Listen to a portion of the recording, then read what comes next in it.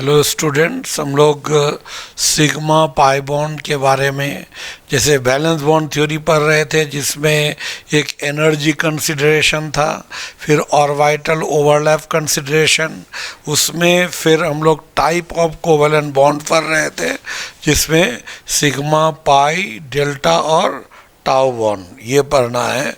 और इसमें sigma pi दोनों पढ़ लिए, तो सिग्मा और पाई के बीच हम लोग डिफरेंस लेते हैं। सिग्मा पाई बॉन्ड में डिफरेंस क्या क्या है।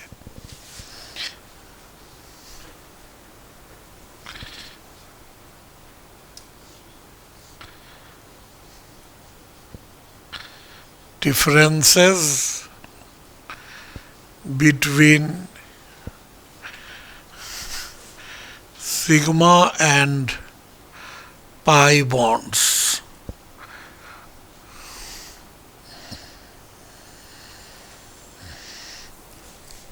सिग्मा और पाई बॉन्ड के बीच डिफरेंस।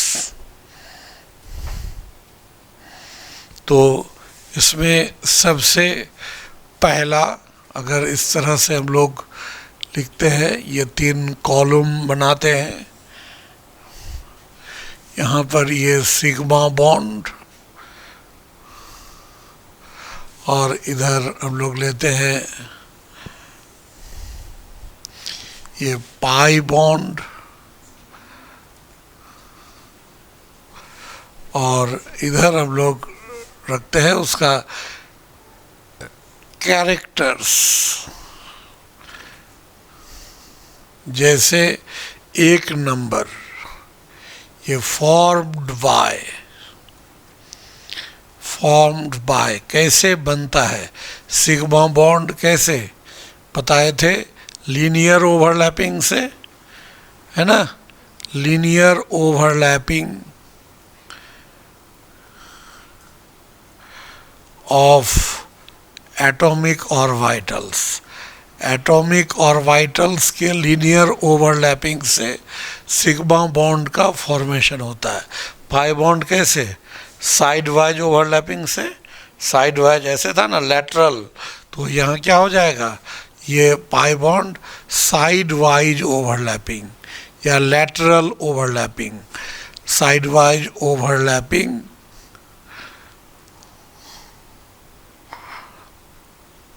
Of atomic orbitals.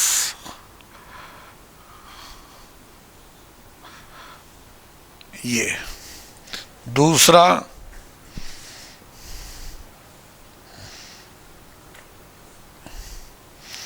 ये कैसे बना ये तो हो गया।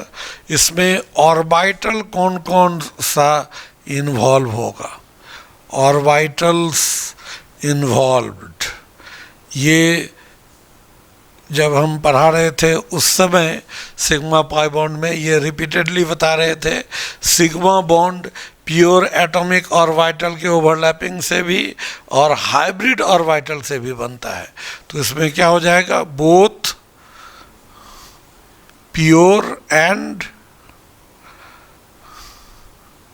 Hybrid atomic orbitals. Hybrid atomic orbitals. और pi bond only pure atomic orbitals.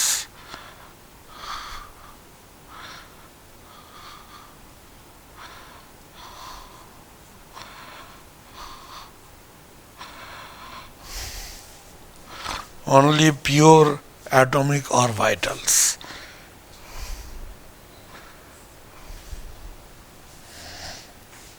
तीसरा, यहाँ पर extent of overlapping. Extent of overlapping क्या होता है, सिग्मा में ज़्यादा होगा ना।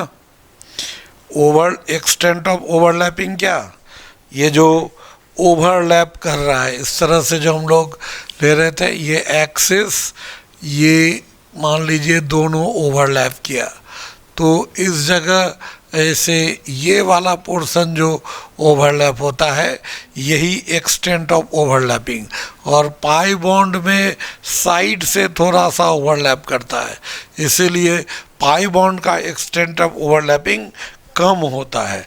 सिग्मा बॉन्ड का एक्सटेंट ऑफ ओवरलैपिंग क्या होगा, मोर, और इसका क्या होगा, लेस। इस वजह से यहाँ पर स्ट्रेंथ जो होगा बॉन्ड का क्या हो जाएगा, स्ट्रेंथ। स्ट्रेंथ अगर बॉन्ड का लेंगे तो ये स्ट्रॉन्ग बॉन्ड होगा, और ये कैसा बॉन्ड होगा, ये वीक बॉन्ड होगा। पाई बॉन्ड वीक होता है और सिग्मा बॉन्ड क्या होता है, स्ट्रॉन्ग बॉन्ड होता है, ठीक है। और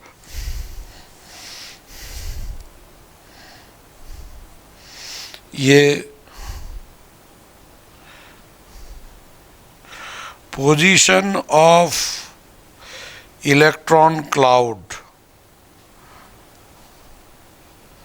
इलेक्ट्रॉन क्लाउड का पोजीशन क्या होता है, इसको हम लोग, ये जो मॉलिक्यूलर इंटर न्यूक्लियर एक्सिस है, तो यहाँ पर ऐसे ही मिल कर के इलेक्ट्रॉन क्लाउड बनाया।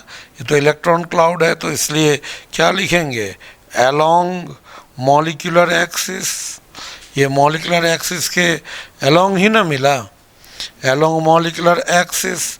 लेकिन पाई बॉन्ड में क्या था, यहाँ जो इस तरह से हम लोग लिए और इस तरह से ओवरलैप किया, साइड वाइज ओवरलैपिंग, तो इससे जो ऑर्बिटल ये जो बना, तो ये एक इलेक्ट्रॉन क्लाउड ऊपर, एक इलेक्ट्रॉन क्लाउड नीचे, तो ये क्या हो जाएगा, ये above and below molecular axis, ये ना होगा, above and below molecular axis. ये मॉलिक्यूलर एक्सिस के अलोंग नहीं होगा, ये above and below molecular axis, ये डिफरेंस हो गया। दो एटम के बीच, अब इसके बाद 5 के बाद हम इसी जगह रिपीट करते हैं, यहाँ 6 नंबर, ये maximum number between two atoms, between two atoms, दो एटम के बीच सिग्मा बॉन्ड की अधिकतम संख्या, ठीक है, maximum number between two atoms, दो एटम के बीच मैक्सिमम नंबर जो होता है वो क्या हो जाएगा, सिग्मा बॉन्ड एक ही होगा, और पाई बॉन्ड क्या हो जाएगा, पाई बॉन्ड ये दो एटम के बीच मैक्सिमम 2 ही हो सकता है, मैक्सिमम 2 एटम के बीच पाई बॉन्ड 2, और सिग्मा बॉन्ड कितना, 1 होगा। ये उसके बाद हम लोग 7 नंबर हम लोग लिख सकते हैं, ये एग्जिस्टेंस मतलब ये एग्जिस्ट जो करेगा, सिग्मा बॉन्ड अकेले एग्जिस्ट कर सकता है ना, तो ये मे एग्जिस्ट अलोन, ये अकेले एग्जिस्ट कर सकता है। लेकिन पाई बॉन्ड जब कभी भी एग्जिस्ट करेगा, ये क्या हो जाएगा, ऑलवेज विथ सिग्मा बॉन्ड, ये हमेशा सिग्मा बॉन्ड के साथ ही एग्जिस्ट करेगा। लेकिन इसका एक्सेप्शन है, ये आगे हम लोग को एक्सप्लेन करेंगे, B2 एंड C2, इसमें बिना सिग्मा के पाई बॉन्ड होता है, लेकिन बाकी और जगह बिना सिग्मा के पाई बॉन्ड नहीं हो सकता है ना, सिग्मा बॉन्ड रहेगा और तब उसके बाद पाई बॉन्ड होगा। दो एटम के बीच हम सिग्मा, ये पाई बॉन्ड फॉर्मेशन में कंडीशन भी बताए थे कि दो एटम के बीच पाई बॉन्ड बनने से पहले क्या होता है, एक सिग्मा बॉन्ड का बनना जरूरी होता है, ठीक है। उसके बाद अगर हम लोग इस पर लिखेंगे यहाँ पर number of nodal planes, number of nodal planes. ये नोडल प्लेन्स कितने होते हैं?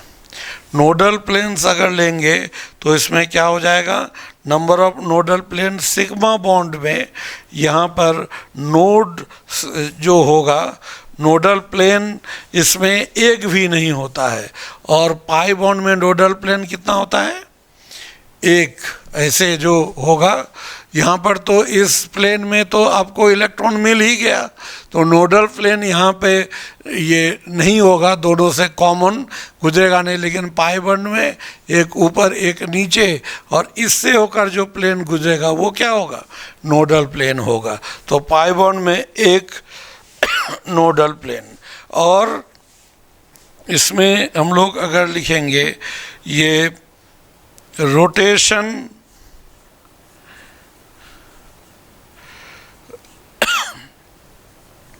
About molecular axis, molecular axis sigma bond अकेले रहता है, इसलिए रोटेशन अबाउट मॉलिक्यूलर एक्सिस ये पॉसिबल यानी परमिटेड। यहाँ रोटेशन अलाउड होगा, यहाँ पर क्या हो जाएगा, नॉट परमिटेड या नॉट अलाउड, ये अलाउड नहीं होगा।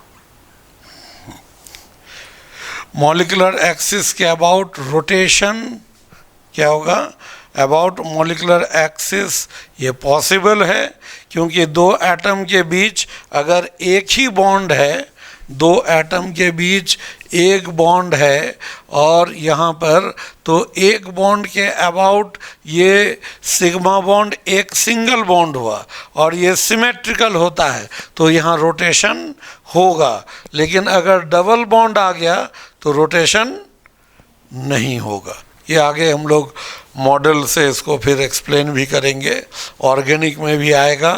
ये दो एटम के बीच सिंगल बॉन्ड है, तो सिग्मा बॉन्ड जो होता है बिल्कुल ऐसा ही सिमेट्रिकल होता है, सिलिंड्रिकली सिमेट्रिकल। तो इसके अबाउट अगर हम ऐसे रोटेट भी करेंगे तो रोटेशन से इलेक्ट्रॉन के बंटवारा में कोई फर्क नहीं पड़ता, इसलिए वहाँ रोटेशन अलाउड है। पाई बॉन्ड में वहाँ पर इलेक्ट्रॉन का डिस्ट्रीब्यूशन एक परफेक्ट डायरेक्शन में है, जैसे रोटेट करेंगे वो डिस्ट्रीब्यूशन चेंज हो जाएगा, इसलिए पाई बॉन्ड में रोटेशन अलाउड नहीं होगा। ठीक है, और इसके बाद हम लोग ये लिख सकते हैं, ये effect on geometry, effect on geometry. Geometry में इसका इफेक्ट होता है, इसका कोई इफेक्ट कंसीडर नहीं किया जाता।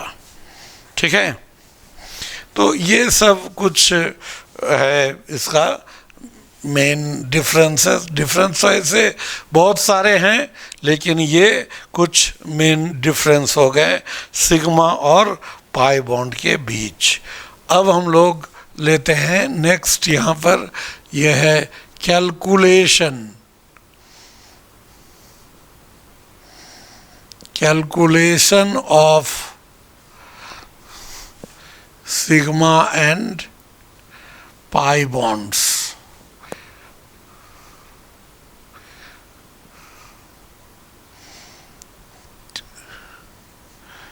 in any species।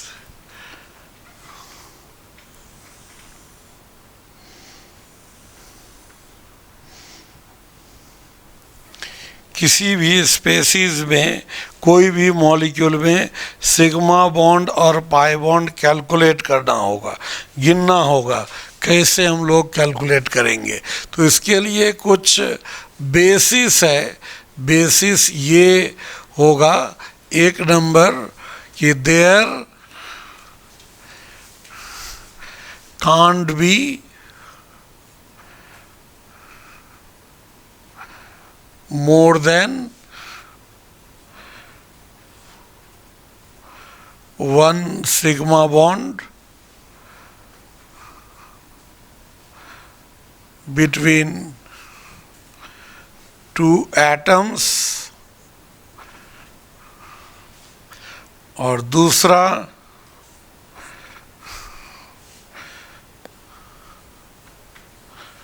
there can't be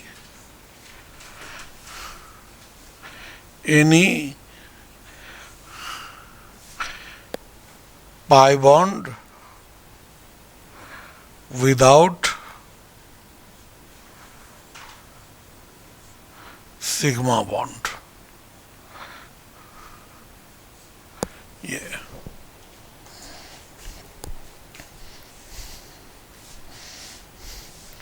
ये बेसिस है और इसी आधार पर हम लोग किसी मॉलिक्यूल में सिग्मा बॉन्ड और पाई बॉन्ड काउंट करते हैं, ठीक है।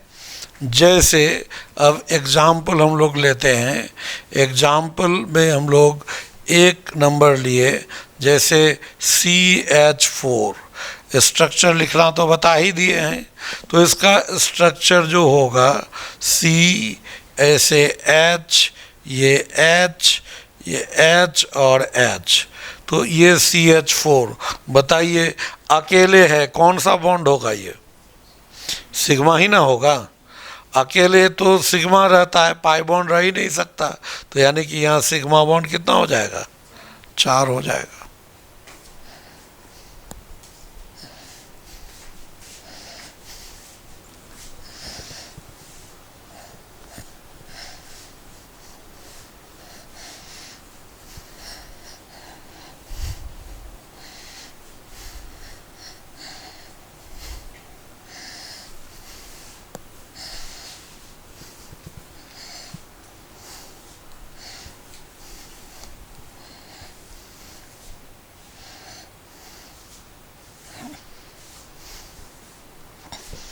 दूसरा अब हम लोग लेते हैं, जैसे CO2।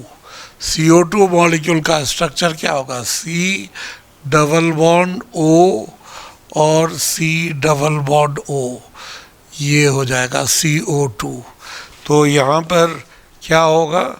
ये CO2 में सिग्मा बॉन्ड कितना और पाई बॉन्ड कितना? 2। सिग्मा बॉन्ड हो जाएगा 2, पाई बॉन्ड कितना हो जाएगा? 2। Sigma bond 2, pi bond 2। तो यहाँ पर टोटल नंबर ऑफ बॉन्ड्स कितना हुआ? टोटल नंबर ऑफ बॉन्ड्स तो हो जाएगा कितना? 4 होगा ना।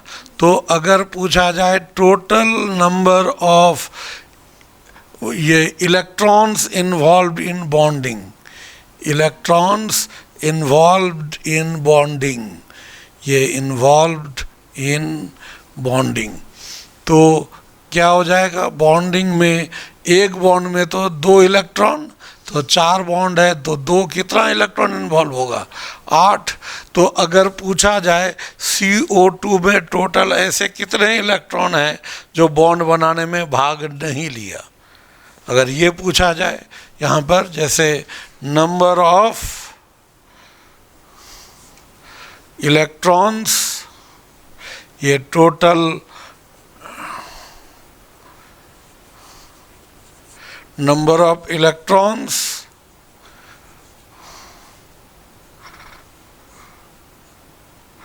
Not involved in bonding in CO2। CO2 में टोटल कितना? Total number of electrons not involved in bonding, तो क्या हो जाएगा? कार्बन का 6 इलेक्ट्रॉन, ऑक्सीजन का 8 गुणा 2, ये टोटल इलेक्ट्रॉन हुआ, -8 इन्वॉल्व हुआ, तो यहाँ 16 और 6 22 और -8 कितना हो जाएगा? 14 इलेक्ट्रॉन बॉन्ड बनाने में भाग नहीं लिया। इस टाइप से क्वेश्चन पूछे जा सकते हैं, ठीक है। तीसरा हम लोग लेते हैं, यहाँ पर मान लीजिए C2H4, तो C2H4 का स्ट्रक्चर क्या होगा? C ऐसे हम लोग लेंगे C2H4, ये स्ट्रक्चर, ये तो स्ट्रक्चर तो याद रखना पड़ेगा। तो C2H4 सिग्मा बॉन्ड एक अकेले है जो, वो तो सिग्मा ही होगा, और यहाँ 2 में से एक सिग्मा होगा, एक पाई, तो सिग्मा बॉन्ड कितना हो गया 5, और पाई बॉन्ड कितना हो गया 1, होगा ना।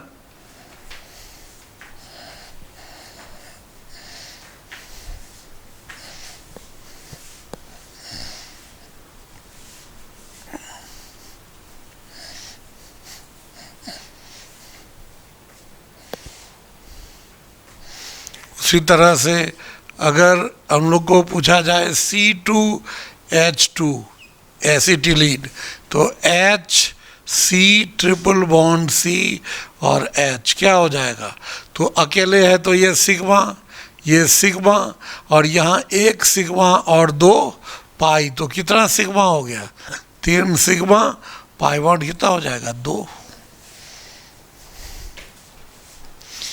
अगर हम लोग बेंजीन ले लेते हैं C6H6 बेंजीन, तो बेंजीन का स्ट्रक्चर ऐसे लिया जाता है CH, फिर double bond CH, single bond C, यहाँ पर CH, फिर ये double bond CH, single bond C, इधर डबल बॉन्ड H, इधर H, तो सिग्मा बॉन्ड कितना हो गया, यहाँ सिग्मा बॉन्ड इधर 1 2 3 4 5 6 7 8 9 10 11 12, सिग्मा बॉन्ड 12, पाई बॉन्ड कितना हो जाएगा 3 ही ना होगा, ठीक है 3 पाई बॉन्ड्स।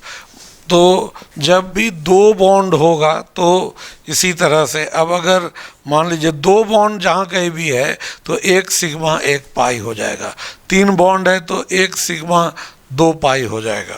अब अगर हम लोग लेते हैं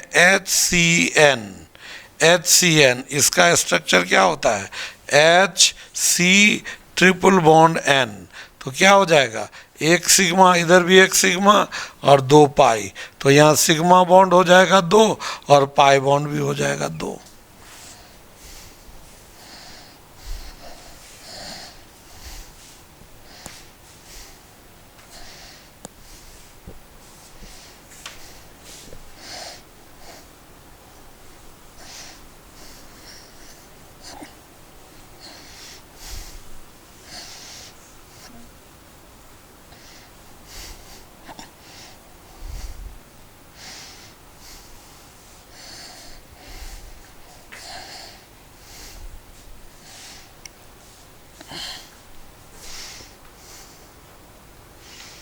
अब जैसे एक ये पूछा गया एग्जाम में C, यहाँ पर डबल बॉन्ड C, फिर इधर C और ट्रिपल बॉन्ड N, फिर यहाँ पर C ट्रिपल बॉन्ड N, फिर यहाँ पर क्या हो जाएगा C ट्रिपल बॉन्ड N, फिर यहाँ पर क्या हो जाएगा C ट्रिपल बॉन्ड N, क्या हो जाएगा, तो बताइए तो सिग्मा बॉन्ड कितना होगा, तो यहाँ तो 1 होगा, 1 1 2 3 4, ये 5 6 7, फिर इधर 1 8, यहाँ 1 9, और पाई बॉन्ड कितना, यहाँ 2 2 4, 1 5 2 7 2 9, पाई बॉन्ड भी 9 हो जाएगा।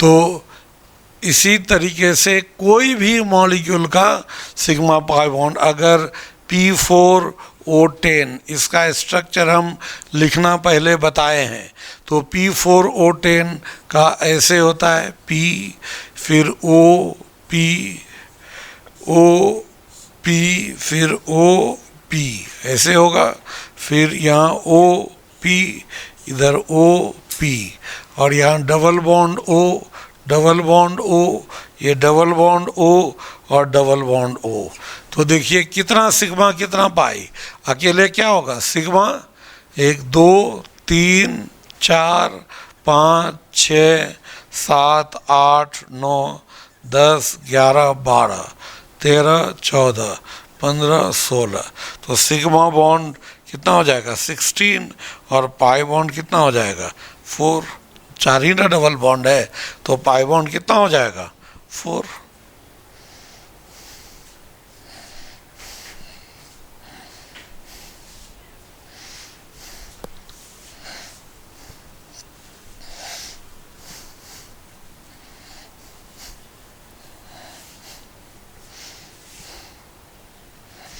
अगर वैसे ही C3O2, इसको हम लोग कार्बन सब ऑक्साइड कहते हैं, कार्बन सब ऑक्साइड ये जो होगा तो यहाँ C3 ऐसे होगा 3 और O2 ऐसे, तो बताइए क्या होना चाहिए? सिग्मा बॉन्ड 1 2 3 4 और सब में एक एक पाई बॉन्ड भी है, तो सिग्मा बॉन्ड कितना? सिग्मा 4 और पाई बॉन्ड भी 4। अगर हम लोग यहाँ पर लेते हैं SO3 का स्ट्रक्चर कैसा? S एक डबल बॉन्ड O होता है, बाकी 2 कोऑर्डिनेट बॉन्ड होता है। कोऑर्डिनेट बॉन्ड को हम लोग क्या कंसिडर करते हैं? पहले बताया हुआ है, कोऑर्डिनेट बॉन्ड को हम लोग, ये अगर डोनर एटम थर्ड पीरियड का है तो कोऑर्डिनेट बॉन्ड को हम डबल बॉन्ड भी लिख सकते हैं। तब तो यहाँ सिग्मा बॉन्ड 3 हो गया और पाई बॉन्ड कितना हो गया?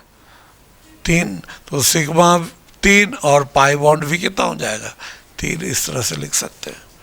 ये सिग्मा बॉन्ड पाई बॉन्ड इस तरह से हम लोग ये फाइंड कर सकते हैं। जैसे इसमें एक क्वेश्चन पूछा हुआ है ऐसे, how many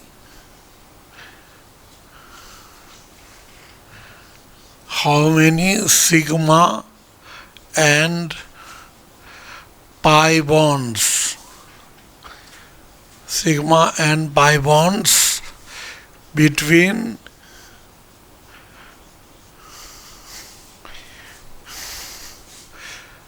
two carbon atoms in CaC2, ये पूछा हुआ है कि CaC2 में 2 कार्बन एटम के बीच कितना सिग्मा और कितना पाई बॉन्ड है। देखिए इसका एक सॉल्यूशन क्या है कि जितने भी मेटल के साथ कार्बन जुड़ते हैं उसको मेटल कार्बाइड्स कहते हैं, ठीक है? मेटल कार्बाइड कहलाएगा।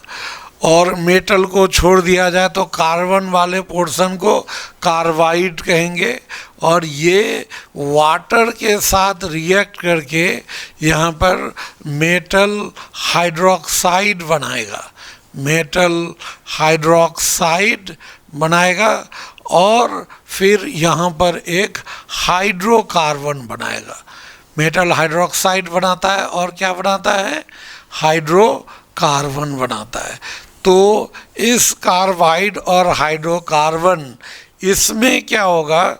ये कार्बन स्केलेटन, कार्बन का जो ढांचा होता है, कार्बन स्केलेटन रिमेन सेम, ये सेम रह जाता है। ये कार्बन का ढांचा बिल्कुल कैसा रह जाएगा? सेम होगा, उसमें कोई चेंज नहीं आएगा, ठीक है? तो अब ये कैल्शियम कार्बाइड है CaC2, इसको जब हम लोग वाटर के साथ रिएक्शन कराते हैं, है ना, तो वाटर के साथ रिएक्शन कराने पर ये CaOH, ये तो एक्सपेरिमेंटल है, OH2 और C2H2 बनाता है। तो यहाँ जो कार्बन का स्केलेटन होगा और यहाँ स्केलेटन होगा, क्या होगा? सेम होगा। तो C2H2 का तो स्ट्रक्चर ही ये है, बताया हुआ है, यानी कि यहाँ भी ये जो C2 का स्ट्रक्चर है यही स्ट्रक्चर यहाँ इस C2 का होगा। तो यहाँ बताइए दोनों कार्बन के बीच क्या है? एक सिग्मा और 2 पाई, इसलिए इसका आंसर क्या हो जाएगा? सो है ना कि यहाँ सिग्मा बॉन्ड 1, पाई बॉन्ड कितना हो जाएगा? 2 हो जाएगा।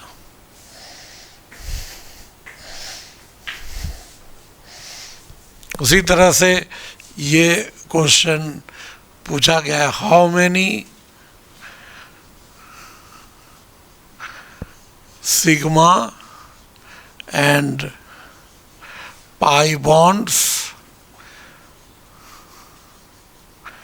are there in any soul, ये एग्जाम में पूछा हुआ है, एनी सोल।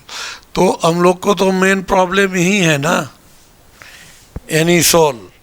एनी सोल का स्ट्रक्चर जानेंगे तो आंसर तो आ जाएगा।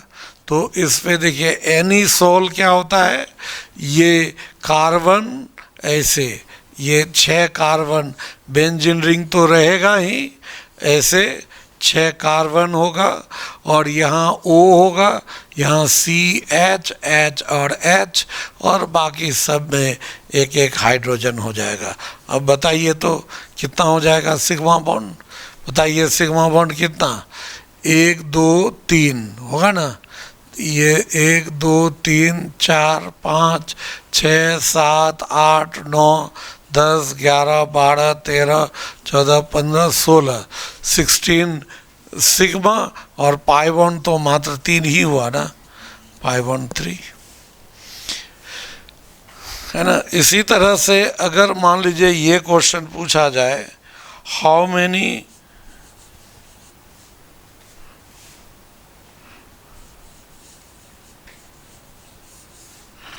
sigma and pi bonds in Al4 ऐसे in carbide part of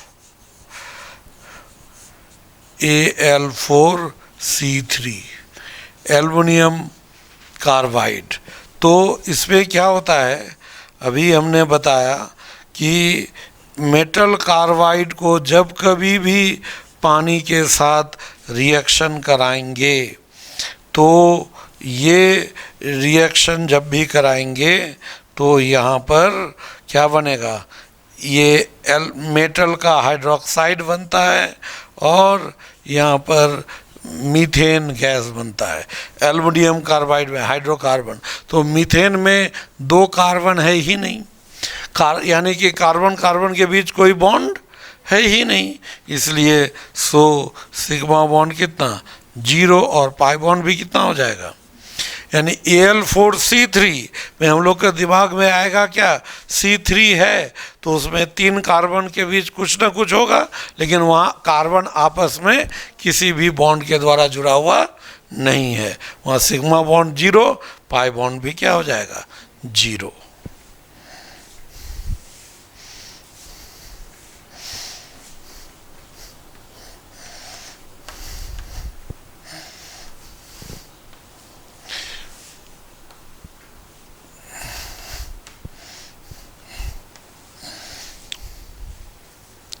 जैसे यहाँ Mg2 और C3 होता है, ये जो टूटता है तो ये यहाँ 4H2O मॉलिक्यूल लेगा और बना देगा 2MgOH होल 2 ये, और इधर बना देता है C3H4।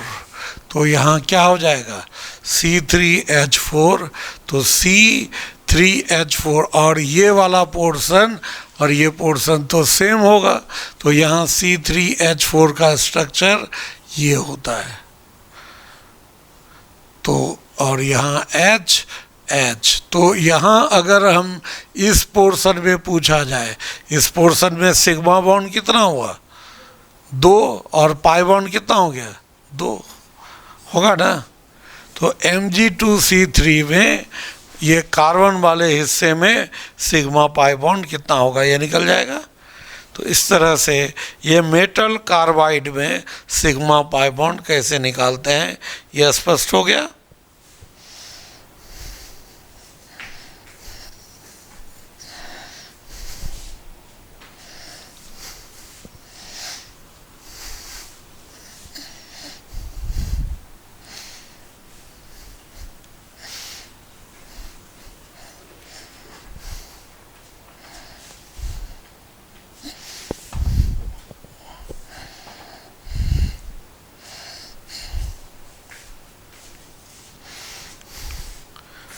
अब हम लोग पढ़ते हैं बैक बॉन्डिंग। ये आगे बहुत ज़्यादा ज़रूरी पड़ता है। बैक बॉन्डिंग ये क्या है? It is a special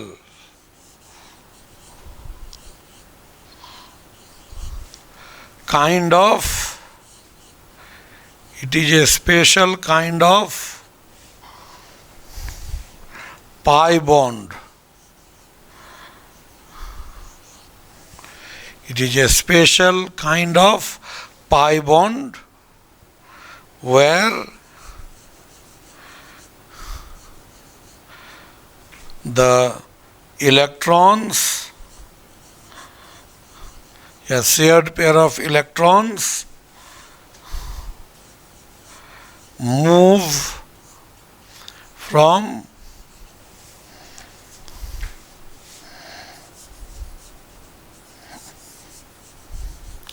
higher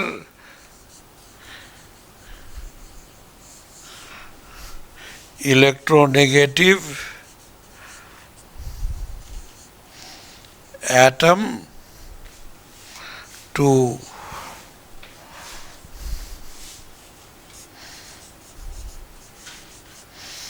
lower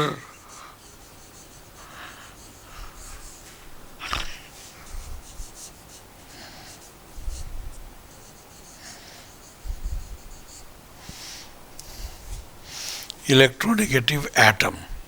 इसमें क्या होता है, जैसे मान लेते हैं ए और बी के बीच एक बॉन्ड बना, ठीक है, और यहाँ पर इस तरह से इधर हम दिखा देते हैं, ए और बी के बीच एक बॉन्ड बना और यहाँ पर बी के पास इस जगह जो है ये इलेक्ट्रोनेगेटिविटी जो होगा बी का ज़्यादा है ये इलेक्ट्रोनेगेटिविटी ऑफ ए से, है ना।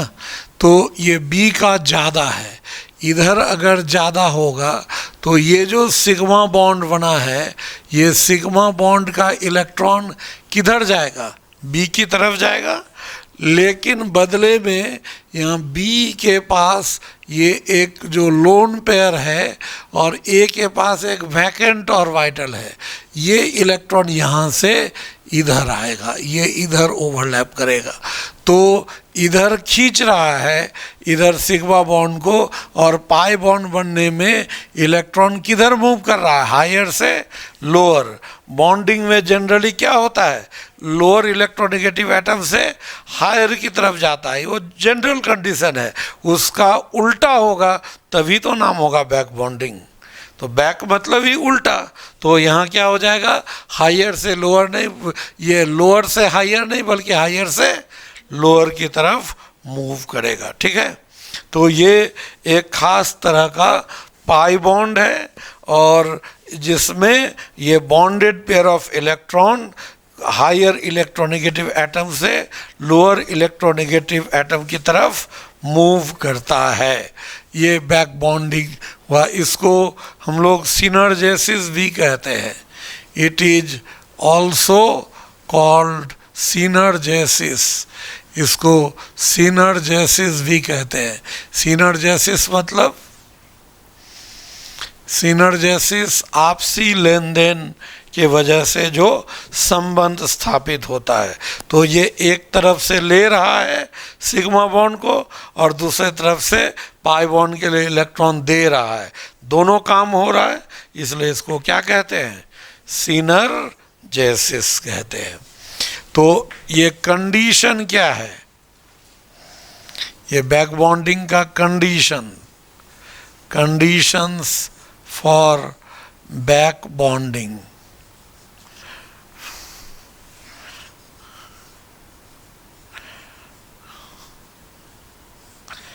बैक बॉन्डिंग का कंडीशन यहाँ क्या है?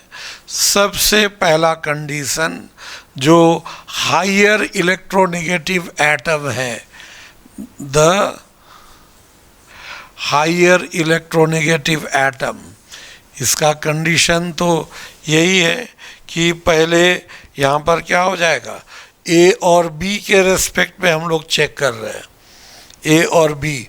हायर इलेक्ट्रोनेगेटिव एटम कौन हुआ, बी, तो higher electronegative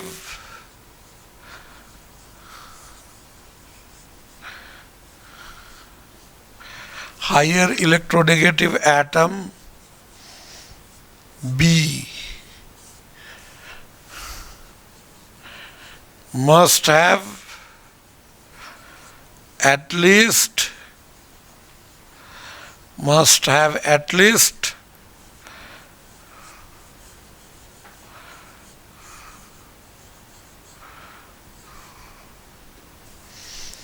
one lone pair, कम से कम एक लोन पेयर होना चाहिए।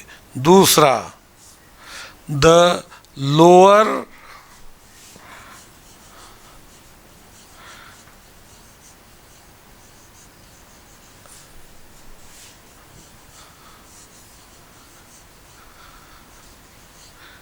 इलेक्ट्रोनेगेटिव एटम कौन हो गया, ए,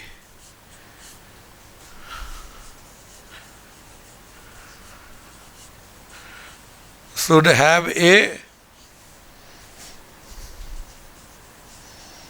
vacant p और d ऑर्बिटल, उसके पास वैकेंट p या d ऑर्बिटल होना चाहिए। और तीसरा,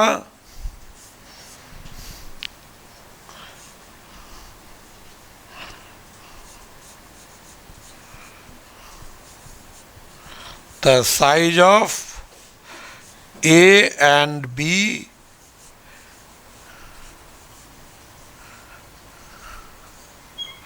should be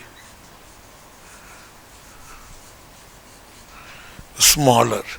ए और बी का साइज क्या होना चाहिए, छोटा होना चाहिए। ए और बी का साइज छोटा होना चाहिए, कम से कम दोनों में से एक को तो सेकेंड पीरियड का होना ही चाहिए। पाई बॉन्ड के लिए ये कंडीशन हम बताए थे, ठीक है। ये बैक बॉन्डिंग, इसके लिए हमने क्या बताया कि बैक बॉन्डिंग के लिए चाहिए हायर इलेक्ट्रोनेगेटिव एटम के पास लोन पेयर और लोअर इलेक्ट्रोनेगेटिव एटम के पास एक वैकेंट पी या डी ऑर्बिटल। उन दोनों के बीच पहले से एक सिग्मा बॉन्ड तो बना रहना ही चाहिए और दोनों का साइज छोटा होना चाहिए। तो एक हम लोग एग्जाम्पल ले लेते हैं, जैसे हम लोग ले लिए BF3। तो BF3 में क्या होगा, यहाँ पर अगर हम लोग बोरॉन यहाँ लेते हैं और ये 3F के साथ ऐसे यहाँ फ्लोरीन और इधर ये फ्लोरीन, तो बोरॉन का वैलेंस इलेक्ट्रॉन ये तो 3 होता है, 3 बॉन्ड बनाया तो 6 इलेक्ट्रॉन, ऑक्टेट की तो कमी है ना। बोरॉन का जो अरेंजमेंट होता है क्या, बोरॉन का एटॉमिक नंबर 5, तो 1s2 2s2 और 2p1, तो इसका जो अरेंजमेंट लीजिएगा तो 2s2 2p1, तो यहाँ पर ये 2 इलेक्ट्रॉन हो गया, यहाँ पर तो एक ही है। अब इंटरनल एक्साइटेशन होगा, यहाँ से निकल के यहाँ चला गया, तो ये 3 बॉन्ड बनाया, तो 3 बॉन्ड बनाया, एक ऑर्बिटल तो खाली है ना, वो कौन सा ऑर्बिटल है, p ऑर्बिटल, तो ये खाली हो गया p ऑर्बिटल। तो बोरॉन के पास एक p ऑर्बिटल इस तरह से खाली है। और फ्लोरीन के पास तो ये खाली है ना, फ्लोरीन के पास तो लोन पेयर है ना। फ्लोरीन का वैलेंस सेल कितना, वैलेंस सेल में इलेक्ट्रॉन 7 में एक बॉन्ड बनाया तो 6 इलेक्ट्रॉन होगा ना, तो ये तो सब इसके पास लोन पेयर है और ये लोन पेयर है, और लोन पेयर कहाँ है, p ऑर्बिटल में, ये तो p ऑर्बिटल हुआ। और बोरॉन के पास वैकेंट कौन सा है, p ऑर्बिटल ही ना है, तो अब ये दोनों सेकेंड पीरियड का है, तो ये इसके साथ ऐसे ओवरलैप करेगा, तो ये उसी तरह से ये ऐसे ऐसे ओवरलैप करेगा। तो बताइए ये कौन सा बॉन्ड हुआ? ये जो ओवरलैप किया, ये इसको पी पाई क्या कहेंगे? बैक बॉन्ड कहेंगे ना। अगर ये हायर इलेक्ट्रोनेगेटिव एटम से लोन पेयर लोअर की तरफ जा रहा है, तो ऐसा तो जा रहा है, फ्लोरीन से बोरॉन की तरफ जा रहा है ना। तो इसको हम लोग क्या कहेंगे? फ्लोरीन ज़्यादा इलेक्ट्रोनेगेटिव है, ये तो जानते हैं, फ्लोरीन से बोरॉन की तरफ जा रहा है, तो इसलिए उल्टा जा रहा है, तो इधर से ये खींचा जा रहा है और फिर इधर से वो दे रहा है, तो बैक बॉन्डिंग हो गया। तो इसी को हम लोग बैक बॉन्डिंग कहते हैं। तो BF3 में बैक बॉन्डिंग होगा, ठीक है। अब अगर हम लोग यहीं पर लेते हैं ये BF3 और फिर उसी तरह लीजिए BCl3, फिर उसी तरह से लीजिए BBr3, फिर उसी तरह से लीजिए BI3, तो ऊपर से नीचे जाने से हैलोजन का साइज क्या होगा? बढ़ेगा कि नहीं? Fluorine, chlorine, bromine, iodine size बढ़ेगा, और इस एटम का साइज बढ़ेगा तो साइड वाइज ओवरलैपिंग का चांस कम होगा, तो बैक बॉन्डिंग का चांस कम होगा। तो यहाँ हम लोग लिख सकते हैं efficiency of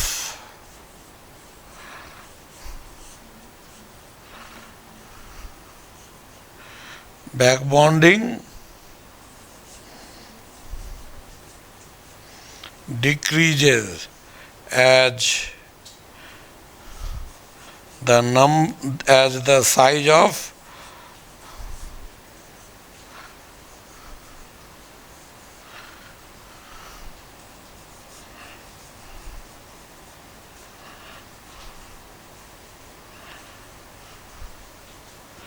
halogen atoms increases।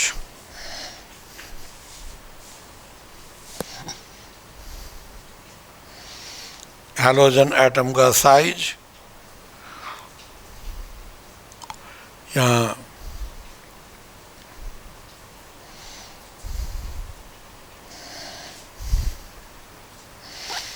तो ये बैक बॉन्डिंग उसी तरह से कहीं भी हम लोग अब यहाँ पर लेते हैं केस ऑफ AlCl3। AlCl3 यहाँ क्या होगा? Al और यहाँ Cl, ये Cl और यहाँ पर Cl, तो Cl के पास लोन पेयर है ना। Cl के बैलेंस सेल में कितना इलेक्ट्रॉन रहता है? Cl के बैलेंस सेल में 7 रहता है ना इलेक्ट्रॉन, एक बॉन्ड बड़ा है तो बाकी 6 रहेगा ना, तो 3 लोन पेयर होगा, तो एक लोन पेयर को हम लोग को दिखाना है, तो क्लोरीन के पास ये लोन पेयर तो है, यहाँ लोन पेयर हर क्लोरीन के पास है, और एल्युमिनियम के पास वैकेंट p ऑर्बिटल भी है, लेकिन ये एल्युमिनियम और क्लोरीन ये दोनों ये क्या हो जाएगा? बिलोंग टू थर्ड पीरियड, और दोनों थर्ड पीरियड का होने से साइज क्या हो जाता है? बड़ा, इसलिए यहाँ साइड वाइज ओवरलैपिंग नहीं हो पाएगा, तो इसलिए AlCl3 में बैक बॉन्डिंग नहीं होगा। बैक बॉन्डिंग के लिए एक एटम को कम से कम सेकेंड पीरियड का होना चाहिए, होना जरूरी है, इसलिए there is no back bonding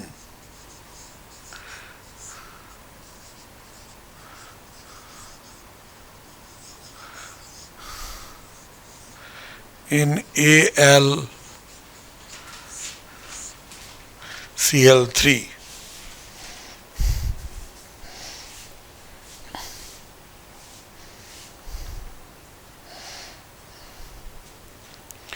इस तरह से हम लोग किसी भी मॉलिक्यूल में बैक बॉन्डिंग होगा या नहीं होगा, ये चीज़ हम लोग चेक कर सकते हैं।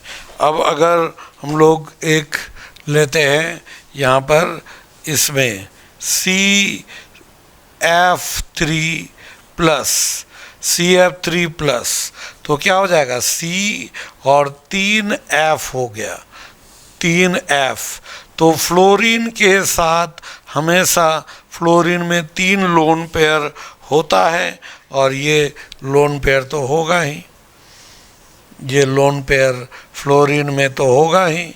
और p ऑर्बिटल है इसके पास, ये लोन पेयर, फ्लोरीन के पास लोन पेयर, और कार्बन के पास प्लस चार्ज है, 3 ही बॉन्ड बनाया, तो एक p ऑर्बिटल बिल्कुल खाली हो जाएगा, क्योंकि कार्बन 4 बॉन्ड बनाता तभी एक भी ऑर्बिटल खाली नहीं रहता, ये 3 ही बॉन्ड बनाया और प्लस चार्ज है, इसलिए एक ऑर्बिटल खाली है। तो ये दोनों सेकेंड पीरियड का यहाँ पर ऐसे बैक बॉन्डिंग ये हो सकता है।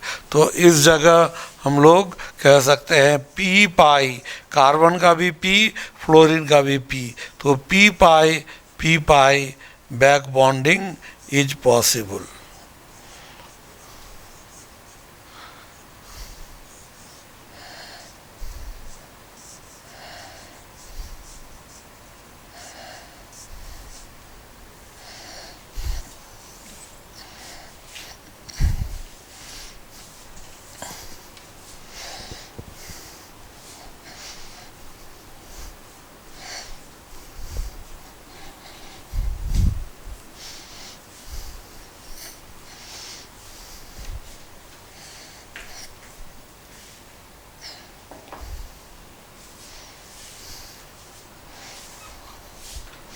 हम लोग यहाँ पर लेते हैं ये CH3 एंड यहाँ कंडीशन लेते हैं SiH3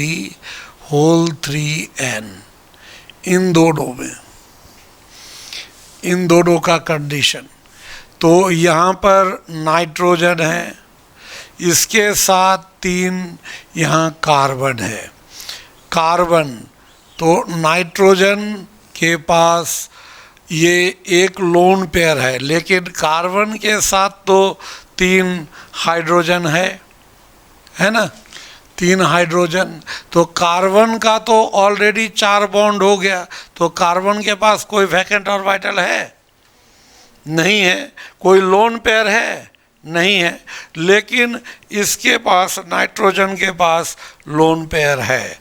तो नाइट्रोजन के पास लोन पेयर तो है, लेकिन कार्बन के पास कोई वैकेंट ऑर्बिटल है, तो कार्बन ये नो वैकेंट ऑर्बिटल, इसके पास वैकेंट ऑर्बिटल नहीं है, इसीलिए हम लोग क्या कह सकते हैं कि यहाँ पर नो बैक बॉन्डिंग, यहाँ बैक बॉन्डिंग है ही नहीं।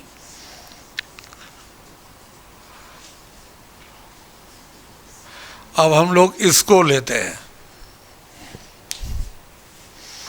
यहाँ पर SiH3 ऐसे 3 H, फिर यहाँ पर N, फिर इधर Si और इधर 3 Si और इसके साथ 3 H, और फिर यहाँ पर Si, यहाँ पर H, तो क्या हो जाएगा, नाइट्रोजन के पास एक लोन पेयर और सिलिकॉन के पास क्या होता है, कम इलेक्ट्रोनेगेटिव है, सिलिकॉन के पास d ऑर्बिटल अवेलेबल होता है। सिलिकॉन के पास कौन रहता है, वैकेंट d ऑर्बिटल, इसके पास vacant d orbital. d orbital तो ऐसे लेना होगा ना, इस तरह से 4 लोब होगा, इस तरह से 4 लोब, तो ये इसके साथ ऐसे ऐसे ये ओवरलैप करेगा। तो यहाँ पर डी ऑर्बिटल है, इस जगह क्या हो जाएगा, पी पाई डी पाई बैक बॉन्डिंग, पी पाई डी पाई, एक का पी ऑर्बिटल और एक का कौन हो जाएगा, डी, तो पी पाई डी पाई बैक बॉन्डिंग यहाँ इस जगह पॉसिबल है, इसमें बैक बॉन्डिंग पॉसिबल नहीं है। तो ये हो गया बैक बॉन्डिंग के बारे में। फिर बाकी जो बचा बॉन्डिंग का वो फिर हम लोग नेक्स्ट वीडियो में पढ़ लेंगे।